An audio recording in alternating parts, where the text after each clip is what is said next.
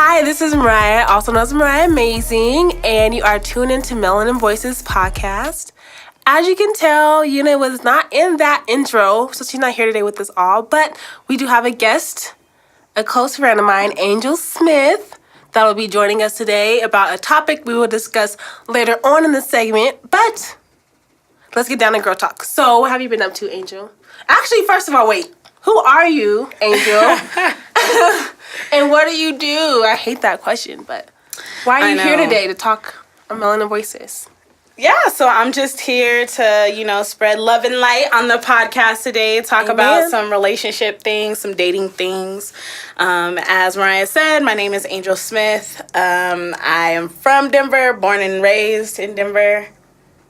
Let's see, what else? Where do I work? Yeah, what do you do? What do you want to disclose? You don't have to disclose it if you don't like to. It's always weird to talk about like where I work because I don't want that to be something that defines me. Exactly. I hate that. What do you do? That's why I had to change it. Like, why are you on the podcast? Yeah, because it's something that people ask to like ascertain value, right? Like, so do you have a degree? Where do you live? Where do you work? So I always hate those types of questions.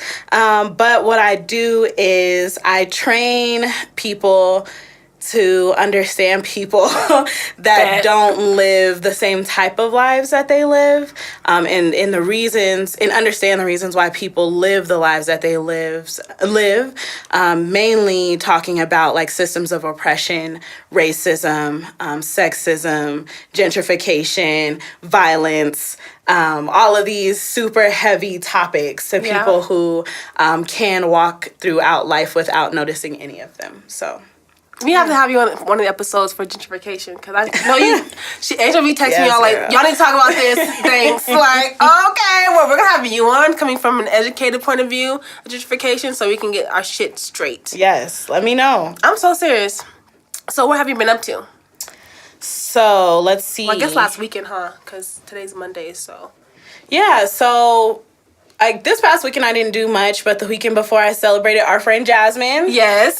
So she's in a PhD program. Woo-hoo. I know. Dr. Peters, she's like, I'm tired every episode. I don't care. I don't give a fuck. Dr. Peters. My best friend's a doctor, so. Yes, and she got mad. She's going to the Ivy League, okay? And she's going to Philly. What's up? She is going to Penn State. Okay, and so she got matched for her internship, and so we went out to celebrate that. And that's like the most exciting thing that I've done in a while. Fun as fuck. So, yeah, it was. That's exciting. A good time, for sure. I know what they did.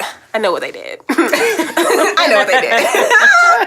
I've been really stressed out about moving because moving is a lot. And moving in with your significant other is even more of a lot.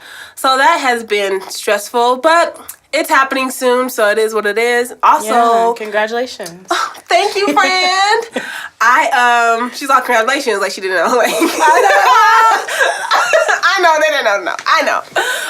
But I did get a job that I like. Oh, yay. Yeah, and I don't like jobs. So I'm like, yay. I'm like actually happy to go to work. Like, this is crazy. Yeah. But so essentially is I work for an attorney who is a trademark LSC copyright kind of attorney that helps small businesses build their brand and just kind of helps out the legal stuff behind the scenes. She doesn't work in a court system or anything like that. No, she is not. Oh, okay. No, she is not. But that's good. That's okay. She's cool. She's alright. But yeah, basically what I do, I'm just her personal assistant. Like, I just scan documents. I help her out with her YouTube.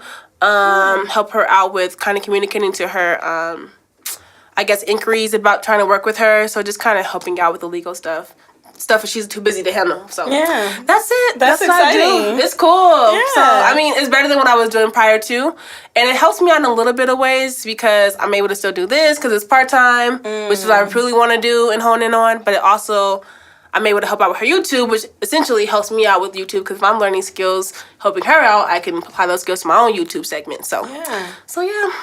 That's exciting. That's what I'm doing now. So that's cool. I'm not unemployed anymore. But yeah, that's it. That's my life update. But let's get to what we're here for.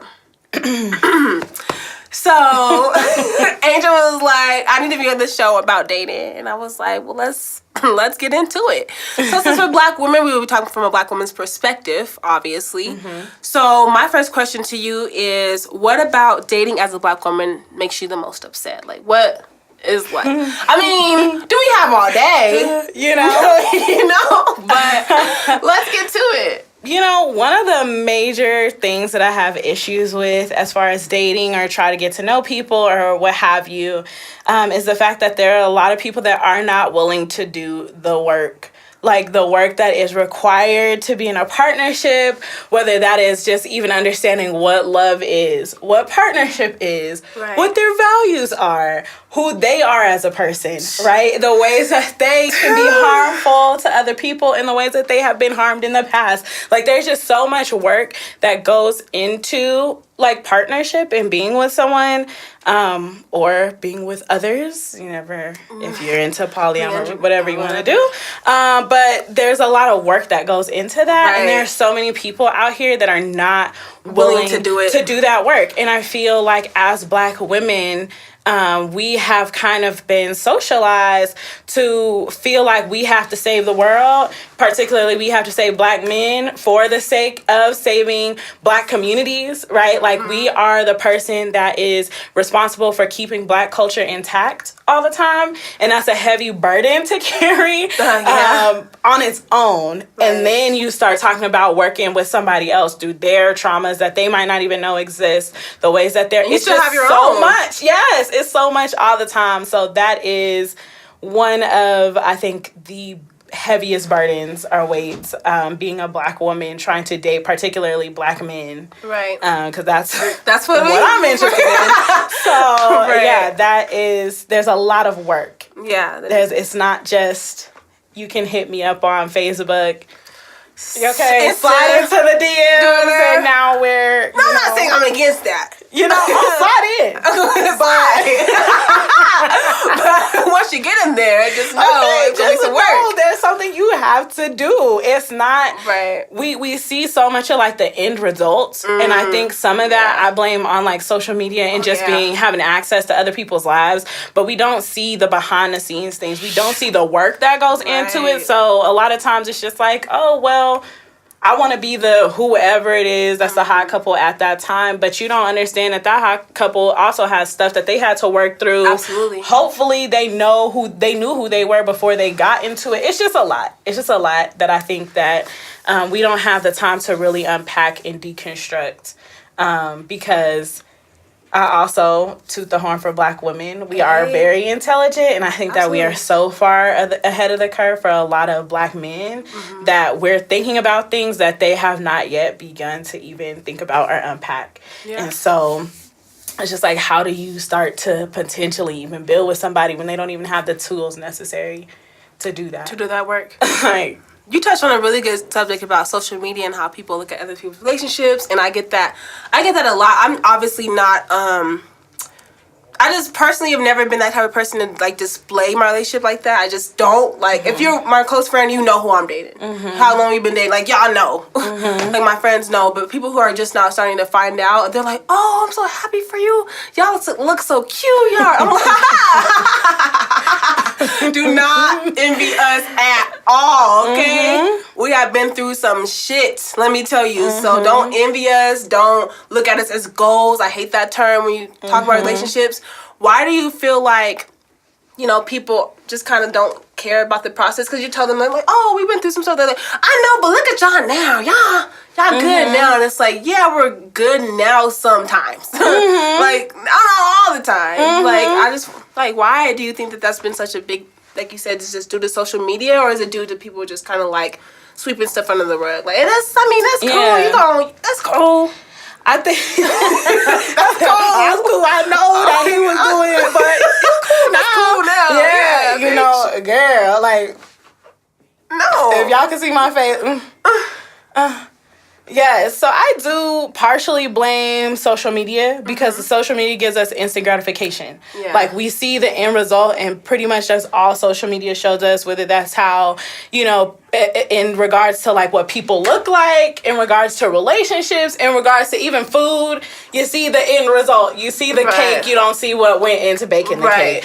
And I also do think that a lot of it involves like trauma and harm in the ways that our community like does or does not talk about trauma and harm, and what we do classify as like violence or things that we can speak about out loud, because there are just some things that I feel like we feel should just happen. Like, okay, cool, he might cheat a little bit, but he said, you know, but why do we think that that's okay? Yeah, I think that it has to do with us being, we're conditioned. We've been in such toxic environments, like whether, you know, that was what we saw with our parents, whether that's what we saw in our friendships growing up, whether we saw that with our friends' parents, just neighbors, whatever. We always, I feel like by virtue of how society has built or actually broken down the Black community, we see a lot of toxic traits and things that happen, and we begin to normalize them and internalize them as something, and think that that's something that's like a normal, necessary process for, like, we have to go through all this harm and struggle and in the storm, if you will, before there's like something beautiful on the other side. And so I think that we've just been socialized and programmed to like be okay with like pain and harm and trauma. Yeah, that's so crazy. As like a necessary part of whatever. I think that I remember my aunt, like, she got married to her husband. I guess he's not my uncle, but she got married to her husband, and 9 months later they got divorced. And a lot of women in the family were like, well, why did she leave him? Because he cheated. Why did she like divorce him? You're supposed to work through that and get through those, and that's something minor, and it can be overcome. And she just left him, and she didn't try to work through things. And she was like, no, I don't, because I don't have to. I shouldn't have to. Yeah. It should have never happened. And like, that's my thing. I'm like, we have to be able to have our boundaries and have our own values and our morals. And I feel like those things are things that we should not ever be asked to waver on. Right. Like, I am not going to waver on my values or my morals. And if someone asks me to do that, then I know that that's like, it's time for me to go, you know? And I also know my worth. And it's like, obviously, you know, you grow older or whatever, and you start to develop that, because I didn't always, you know, have the wherewithal or the knowledge of myself as I do now. So, you know, it wasn't always picture perfect, but now I'm just like, oh, I would definitely not be with somebody that's gonna cheat on me. Like, that if you just breathe crazy around me, I'm like, see, you playing. You blinking, who you looking? You looking at me? I thought I heard you think you said something slick. Oh, no, we good. No. Okay. So, but it's like, I have my own values that I have. There's certain things that I need to have, like, as foundations for relationships.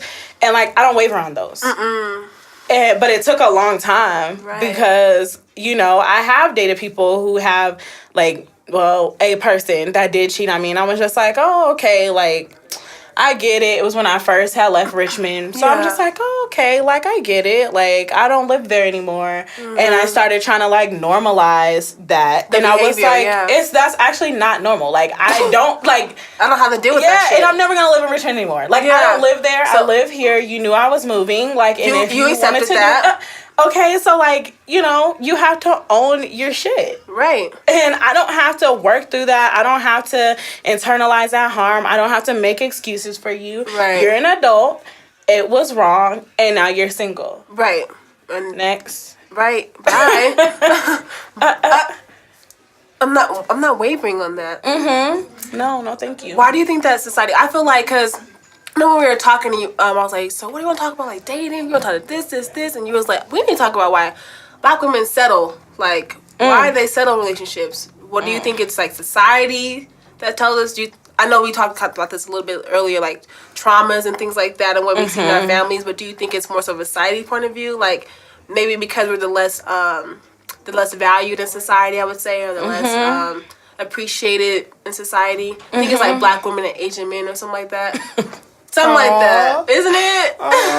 Yes, it is. I gotta I'm sure it is. I gotta get statistics. Like, well, why don't they just get together? I do remember seeing that on social media, and it's like, well, why don't they just get together? And it's like, it's not how that works. That's not gonna change things. We should have to do that though. So let's talk about exactly. We worried about the wrong thing. We worried about the flower. We need to get to the root. Right.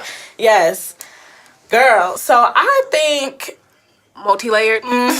Everything is like an onion. Yeah. Layer after layer after layer.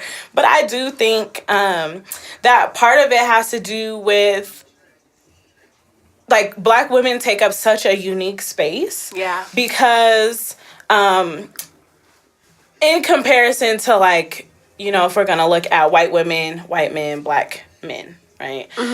So we, like, when people typically think about women, I think that they usually are referring to, like, white women. Yeah. And we're a woman, but we're not white. And so that is automatically to society and how society has kind of framed us as, like, a strike. And then we think about, like, Black men, right? And so just in comparison to our counterparts, like, okay, who's a woman? Like, we typically think about the white woman. Who's Black? We typically think about the Black man. But, like, Black men have a certain amount of privilege because they're males. White women have a certain amount of privilege because they're white. And, like, Black women are obviously neither one of those things. Right. And so in spaces that are, like, clearly defined as, like, this is a Black-only space, or this is, like, a woman-friendly space, we're typically also not supposed to be in those spaces. It's like this weird, construct, like, we don't really belong, according to society, in any one place. And so I do feel like we often tend to, like, minimize ourselves. It's so weird because we always advocate for everyone else. Yes, we advocate, like, we literally hype, like, everybody up and, like, minimize ourselves. And I think that some part of it does have to do with, like, society telling us that we need to kind of panhandle to be accepted because we don't exactly fit into any of these hierarchies, if you will, in any place that ranks at the top. And so we're continuously like, okay, even with the Women's March. Yeah. Girl, you're not going to catch me at no Women's March. No. Definitely ain't going to catch me at the Women's March in Denver. You definitely won't catch me there over MLK weekend like they tried to do it this year. No, they did not. And detract from all the wonderful Black excellence that was happening. Yes, they did. Wow. You definitely won't catch me there.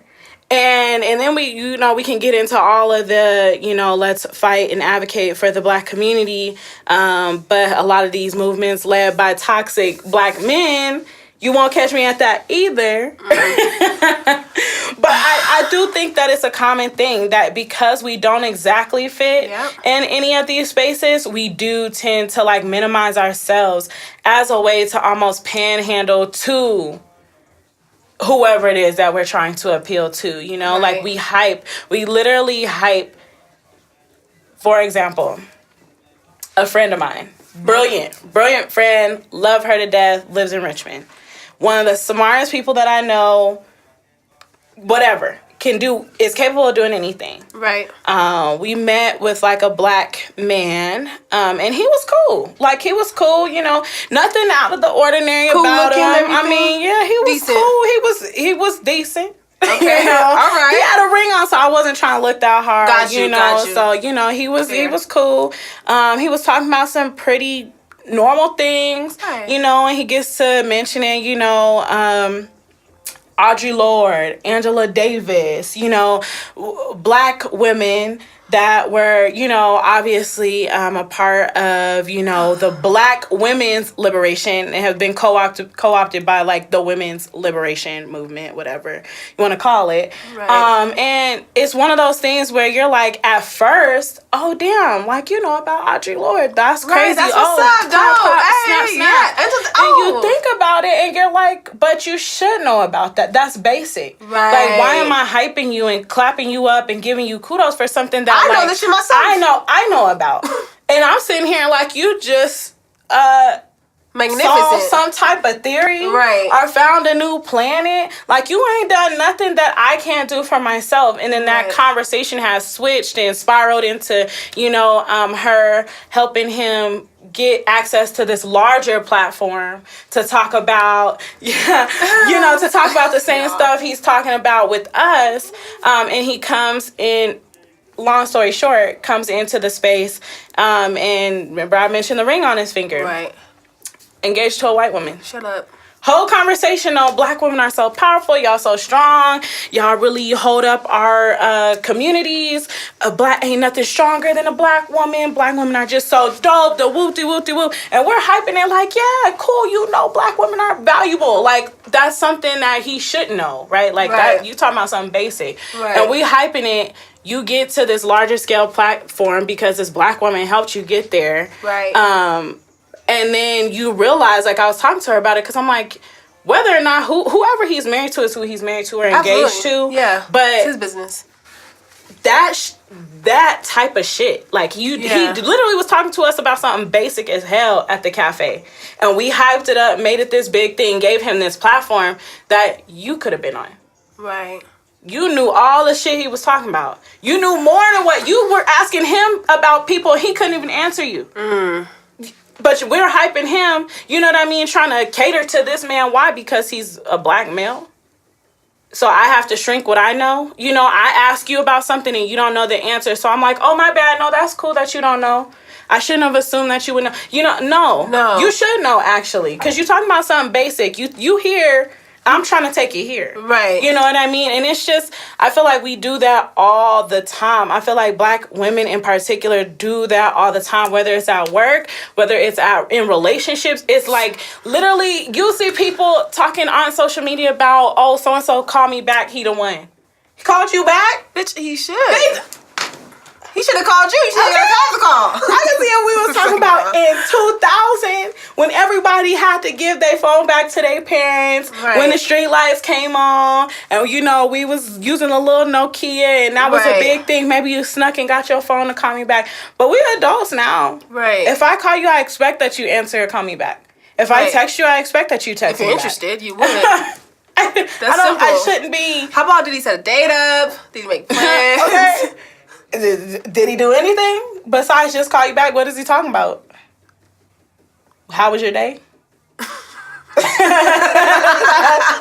Why, literally, the standards are at the bottom. And we know what we want. Right. Like, black women are so smart. Like, we know what we want. And we can articulate. Like, we can sit around all day long and talk to our friends about, like, what we want in a dude or in a partner. We can talk about what we don't like, what we've experienced that we want to experience again, what we never want to experience again, what we want our lives to look like, what we want our families to look like. We can explain all of this clearly, but we still are not able to act it out.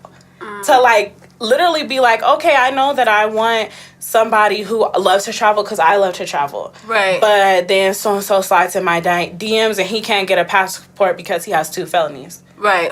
Why I'm not going to entertain that. I shouldn't entertain that because I already know what I want. Right. But I'm trying to give you a shot or whatever, what have you. Especially as the people that have to hold the culture together and have been charged. Black women have been charged with holding. That's why people get so mad when black women do not date black men. Right? But don't get as mad when black men don't date black women, because we have been charged as the people that give birth to children, as the people that can give birth to the next black generation, as the holders of black culture. Right. And so we have this huge, you know what I mean? There's all this burden that we have to carry and work through. And it's just I think at sometimes certain points we're just we'll just settle. Right. You know what I mean? If it's between me being fully happy and me having a family, me just trying to I can work towards happiness. You know how many people I know that are in relationships and they're not happy? And it's just we can work through it. We can get there. Yeah. No. Okay, but I don't want to do that. Right. I want to be happy now. We could be happier. I want to be happy now. We could be happier. I struggle through it. People fighting on Twitter. No, absolutely not. Fighting on Twitter. I don't know if you caught that. They probably gonna be listening. I see y'all fighting on Twitter. I didn't look on Twitter, but you can tag me. Over this man, okay? Shut up. I want to see. Who I don't even know, but I will be looking when we get off of here. I haven't been on my Twitter, but you know, I'm not. But yeah, no, literally, I'll be on Facebook and it's like every other day is like you're fighting and then y'all get back together. So you really played yourself in the end because you didn't call this person so many names and drag them through the mud. Next day, yeah, me and my baby, we together forever, fuck everybody else. No, fuck you, bitch. Y'all it sounds like as a collective, we need to step in and say it's enough. Because this ain't healthy. Girl, yeah. No, because then they're going to cuss you out and the next day, oh, my bad, girl, because, you know, no. Okay, and this is kind of off topic, but speaking of black women, this reminds me of Jordan Woods. Sister, Jordan Woods. What happened? With Chloe? Oh, girl. Jordan. Oh, Jordy. Yes, sis. Jordy, sis, girl. I got your back because you want to know why? All the time. I'm gonna have your back on top as a black woman. I don't care. Literally, you could tell me the man flew you to the moon, and I'll be like, damn, that shit's brazy. Yeah. Like, now we're here. I'm gonna believe you. I'm gonna have your back no matter what happens. But like, speaking of black women getting blamed for everything and having to carry the burden for everything, and supposedly she only got a kiss. And my thing is this. Jordan is 21 years old. Okay? And talking about like putting up with stuff that none of us should have to put up with and like how we've been conditioned to do things. I'm like, I actually don't like, of course you have to take accountability for your actions, but let's not all act as if we haven't been at a party where somebody that's got a whole girl, probably a whole baby and everything, try to talk to you in the party, try to grab your arm, try to whisper in your ear. That happens. And it happens to black women on a daily, like literally every time I go out to the club. Yeah. Every single time. And it's like, it's not abnormal for him to have like tried to make a move on her and for her to been like, nah, and kept partying. Right. It's not abnormal. Yeah. But now, and that's literally we have been socialized to do that. Like, we have been socialized to put up with, like, unwanted attention, sexual harassment, like, what have you. People trying to touch us, people trying to when they have no right to. And, like, literally, she is the living example of, like, okay, this older fucking man, 27 years old, trying to push up on me at this party when he knows I'm drunk. And he knows that I'm his baby mama's... Okay. Best friend, my sister's best friend or whatever. And you trying to push up on me. You trying to do all this at the party. I'm like, nah, but I'm going to keep partying because that's what we've been socialized to do. Like, just brush it off. It's cool. And now you getting blasted as a person that done ruined somebody's whole family. Right. Not him, though. Like, not him. Why can't the man? Because he ain't the one with the family. You are. Please stop giving me your burdens. Please. I don't want, and the thing is, that's funny, is it's like, you're at 21 years old, meant to carry the load and the burden of a whole ass grown black man and a whole grown white woman. You're a 21-year-old black woman. Isn't that ironic? Like, you are literally this is the culprit. This is your You're responsible. Yeah, this is your fault. that's how it's literally been portrayed. Until Will and Jada stepped in, like, no. Okay, not on my watch. Where I have to go on a whole black, mind you, podcast, whatever, red table that is in a space of protection, because not only are these just any other black people, but these are black people that you've grown up with. These are black people that are your family. So you know that this is a safe space for you to talk. And you had to be extended that invitation to be in that space to even give your side of the story. And then people were like, oh, okay, maybe on second thought, maybe we going too hard. But it's like, so y'all wasn't going, you wasn't going to give her that. And if she wear that, why would that even matter? Because imagine how many black women don't have the space or the platform or whatever to do stuff like that. And we're literally just crucified. Yeah, they've just been slandered. Yep. Why? How, Sway? Why? Why does this happen to us? And we be the main ones writing writing. Oh, yeah. Writing. Oh, no. Writing, because I guarantee you she didn't tell Chloe that it happened because she didn't want to get him in trouble. Didn't want to get the black man in trouble. You was thinking about not getting Tristan in trouble, and you're thinking about not hurting Chloe's feelings. And you cited that. You said that. You thinking about these two. We talking about places that black women don't fit. And covering for and pandering and minimizing yourself for people, like, to cater to the people who technically we don't really fit in the category. We don't fit in the white woman category. We don't fit in the black men category. We take up the space in between. So we're constantly trying to, like, minimize and give more of ourselves to those two kind of categories. And this is a perfect example. Like, and had Will and Jada not given her that platform or that space for her to share her story, like, she literally would have just been slandered. And people really would have just believed it. And just been like, oh, well, why? Because why? Like, because a white woman and a, like, black man didn't say nothing. Right. But because here's, like, it's crazy. So I had to be run through the mud. Right. And he didn't, like, try to check with her, like, by the way, Jordan didn't mess with my family. It was me, y'all. And like she was saying, oh, I didn't want to get him in trouble and I didn't want to hurt Chloe's feelings. So you looking out for both of them and neither one of them looking out for you. Right. Takeaway. The key takeaway of the story. We gotta start looking out for ourselves. Right, because obviously no one else is. No one else. Okay. Literally no one else. It took a whole hot black woman to be like, Chloe, you wrong, for her to be like, oh, by the way, then maybe I guess it was Tristan. Maybe I might. Maybe. I might, like, girl. It's too late. You already slandered her. You got your whole little army of people that slander this girl. You're threatening her and her family. Yeah. So her and her family can't even go out the house because y'all's little whatever they call themselves. You know, it's a whole mess. Trials and tribulations of the black woman. Not doing anything extraordinary. Jordan didn't do anything extraordinary. We have all, I guarantee you, any black woman you talk to have all been in a similar situation where somebody tried to talk to you at a club. You may or may not have known they had a girlfriend. Right. You don't act up on it. You literally are just like, okay, he's tried to talk to me. I'm not with it. You know, I'm curving him and I'm going to keep partying. And I'm not going to tell her.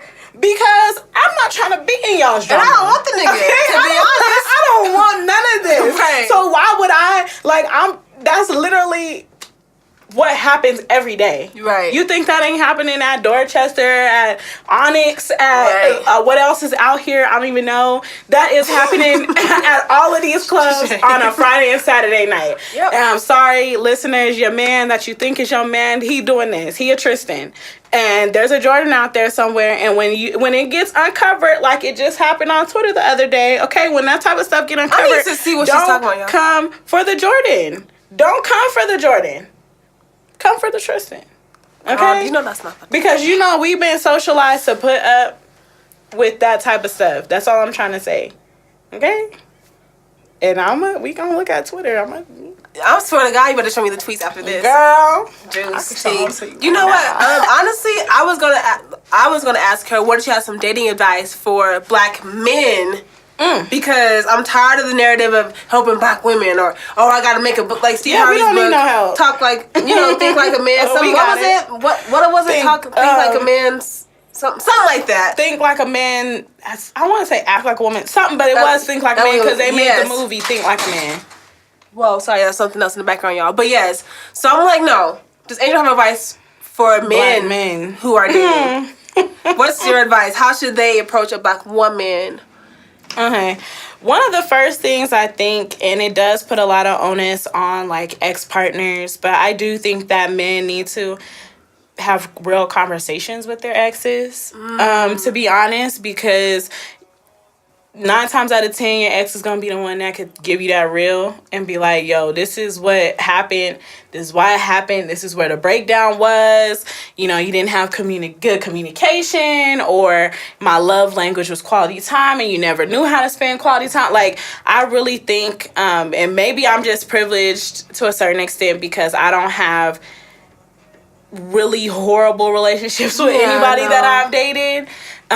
There are some people that I choose to not talk to. So, you know, that's, if you try to reach out to an ex and they don't want to talk to you, that's, then you they have the power. You have to honor the no, because they have the power to say that. But I think, you know, your ex is a person that, especially if you date them for a while, could tell you the truth about yourself. Yeah. And you just have to own that and, like, stop making excuses. I think a lot of men focus on almost, you know, we talk about intent versus impacts. Like, what was your intention versus what was the impact that it made on the other person? And I think men have kind of gotten fully down the ability to, like, understand the impact, but to flip it. So being like, okay, well, I understand, like, that hurt you, but you just, like, you're just taking it too serious. You're too sensitive. Or you're too sensitive. Or I didn't mean it to do that. So honestly, like, that should have never even hurt your feelings. Well, knowing I'm sensitive, why the fuck would you do it? Here we are. Okay. So I need men to, like, stop focusing on, if the impact is important, if you're going to use it to, like, be, like, critical of yourself. Right. But if you're going to use the impact to just further, like, not take ownership of your actions and to place blame on the person that was actually harmed, then I'm going to need y'all to stop, like, focusing on the impact. That's another thing. I think men need to do some self-reflection. There's a lot of time in the day. Okay, there's a lot of books, a lot of resources out here. You know, I feel like if women can do it, you can do it too. Like, it's not impossible. You need to figure out who you are, figure yourself out before you even try to be a partner to somebody else. Yeah. I like what you said about the first one about contacting your ex if they would allow it, and asking them that. I had an ex, actually, it was really random. He was like, hey, why do you think that we broke up? What could I have done better to prevent that to happen? And I was honest, and he was like, wow, that's crazy, because my current girlfriend thinks, like, the same way. Like, she's seeing the same issues in me that you're, like, pointing out right now.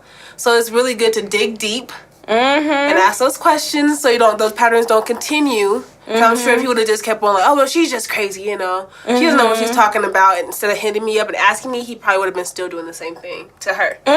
So, yeah, I think that's real. Yeah. If you care enough, I mean, you could just be out here being fucking nigga too. You should. I feel like we are now at a point where we have to date with intention. Absolutely. Like, everything that you do has to have intention behind it. Like, it's no reason for you to be out here if you're not ready to dig deep and to do things with intention. Then you should just be single. And, like, it's probably what you actually want. If you're not willing to do the work, you actually probably do just want to be single, and that's okay. Fine. And that's, like, okay. Just don't reject people who want to be in a relationship to other dumb shit out here. Right. Like, just be single. Be honest with yourself. That's where that self-reflection comes in. Okay. Ding, ding, ding, ding, ding. Okay. Just be single. And be okay with hearing a no. Be okay with a no. Because rejection for a lot of people... Excuse me. Oh my. A lot of men in particular, like, rejection is hard. Where you gonna where you make or break. Right. And I feel like being able to accept rejection and not take it personal.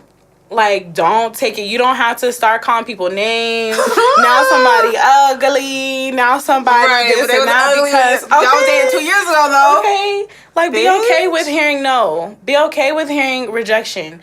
And take some time to just reflect on yourself. Like, that's the biggest, probably the number one takeaway, is to do self-reflection. Yeah. To figure out who you are, and, like, in all of your glory, and, like, also all the ways that you can be harmful. Like, figure that out. Today, like, if you really want to, like Angel said, you may want to be single, but if you're really trying to have something honest and real, then I think that you should probably do these things that she's suggesting. Know? And shout out to my partner. He out here doing all the work. I know that's right. Partner. I'm not here saying a lot of stuff, but I'm happy. So we're happy. We're just saying for those who may not be as happy. You know, we're advocating for those, because what do we do as Black women? We advocate. So okay, that's what we're doing. I want to see all y'all on and happy. That's all we want. That's really all we want. Like, we're not coming here to bash you. All this is more so about kind of shining the light on your, your dark spots, and helping you can kind of clear those dark spots up and bring those to light yourself. But for Convos with Mariah, I asked you guys something along the lines of dating. I said, what is your, like, number one deal breaker when you date? Like, you cannot hold on. What did I ask per se? I said, what is one thing you won't budge on while you're dating, or what's one thing you didn't budge on when you were dating, and you think that helped our relationship now? And I got a lot of responses, y'all. I don't know if I'll be able to read all of them, but y'all went in. So yeah, let me. I'll read one of them. I actually got this from a guy. Ro knows. Shout out to Roland. He said, doing and planning every single aspect. I can't respect you if I'm the only one making moves. Yeah. And then I got one from Brooklyn. Smile, Brooklyn, BKLYN. She said, going to church. Having an active relationship with God and making him the foundation. Is one of her deal breakers when dating. And then I also have... another guy, Fat Boy is Slim, said no arguing. If it's an issue, we discuss it like adults. No yelling and no disrespect. I got one from Jazz, Smooth Jazz. Smooth as in smooth, and JHASS_ says communication being the center of my relationship. It's an absolute non-negotiable. Have to have it. And then I got one from Christy Afua. She says, how he treats people. I can't be with someone who is nasty to others. And that is a big one. And from our old co-host, Michelle _inspo, shout out Michelle. She said it doesn't matter who pays. That's one of her things. So she doesn't care. Either one of them pays, it's going to get paid. So those were the non-negotiables or things that y'all do while you're out dating that you feel like internally like helps you out in the long run. So thank you all for replying. And if your response wasn't shared this week, I definitely will share it next time around. But yeah, thank you guys, because this is good when you guys respond, have some open discussion. What do you think though about Angel, about the doing and planning everything by yourself? That was a guy response. Do you think do you think that would be something like your deal breaker if you were, I guess just a woman? Yeah.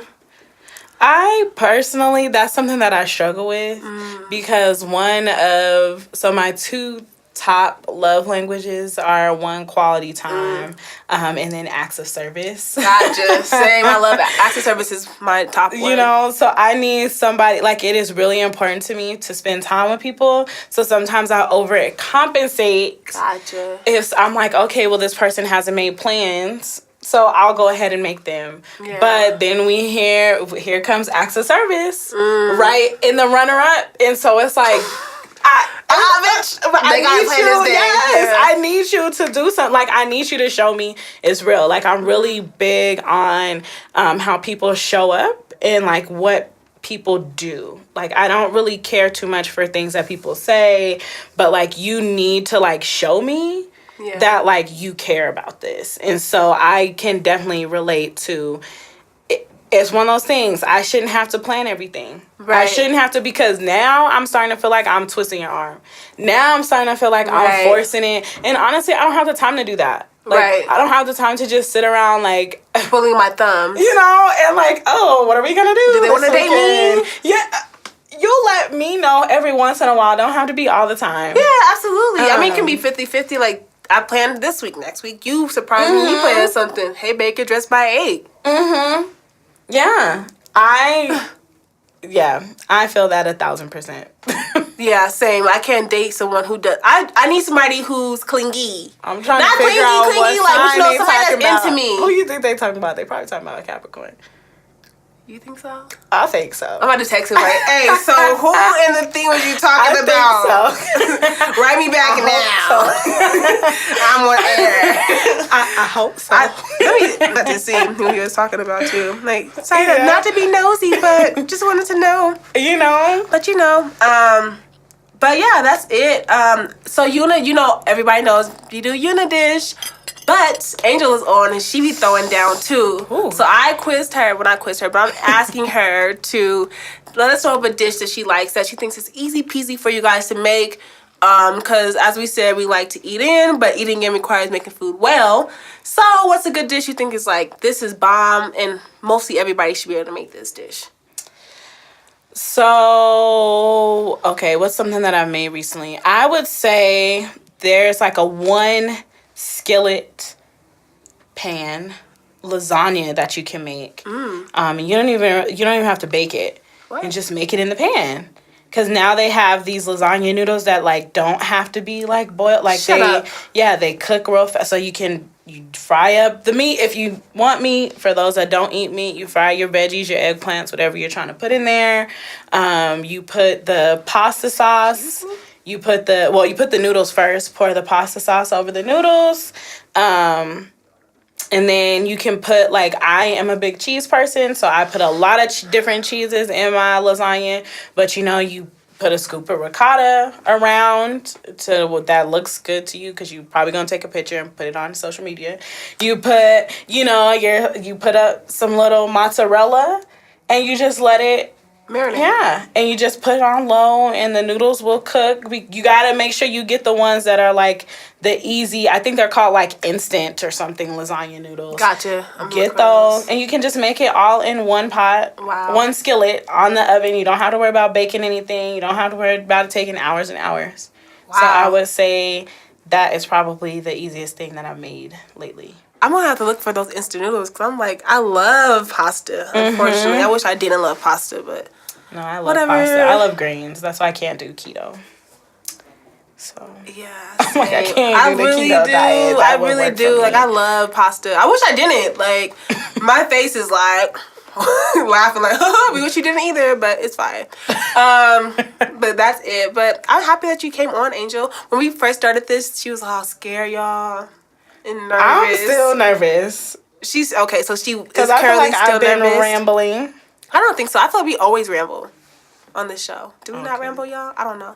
But for the Black business this week, you guys, I have Nola Skin Essentials, and it is once again the skincare brand that I work with. And so if you use my code Mariah XO, you can get discount off of that. And it's Black owned, Black woman owned. Hello, made in Brooklyn. It's cruelty free.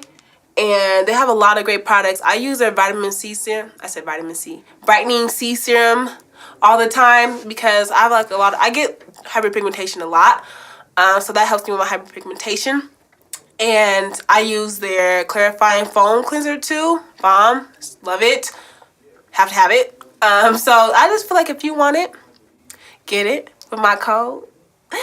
And yeah, it's our Black business of the week. So that's all I have to say for Black business. And we did Angel Dish, and we did Convos with Mariah, and we did our Melanin Message. So that means we are donezo. If you love Melanin Voices, leave us a review. If you like us kind of, sort of, and don't really like us, DM me, let me know why, but don't put that on a review. But yeah, we're done. Anything to say to the people, Angel? No, I mean, thanks for listening. Thanks for having me on the show. Yes. This is like a new level of discomfort, but it's fine. She's going to come back to talk about gentrification soon, and we're going to ramble some more and shoot this shit some more, so get ready. I'm serious. So, hey, this is Women's Month. Women's Month, right? So this is perfect. A good segue to talk about Black women this and dating. Is perfect. Mm-hmm. See, the universe makes things happen. It does. It does. But, shout out to my friends. I know y'all were annoyed as fuck with me with sending out my, I didn't even end. I'm sorry. Shout out to my engineer, Walter, was like, this bitch. Anyways, but shout out to my friends who bared with me through my birthday text that I sent y'all. I sent a voice memo / a whole ass 2-page message, but I had to get the point across. So yeah, and for my other 2 friends that I didn't send it to, just hold up real fast. I'm gonna send it to y'all. I sent it all the way to Kayla. I know she's not even here, but I'm like, I know you're not here, but like, you should listen to this. So here you go. But yeah, you guys, if you would like to leave a review, that'd be great. Listen to us on SoundCloud, Apple Podcast, YouTube, and yeah, we are out. Bye. We love you.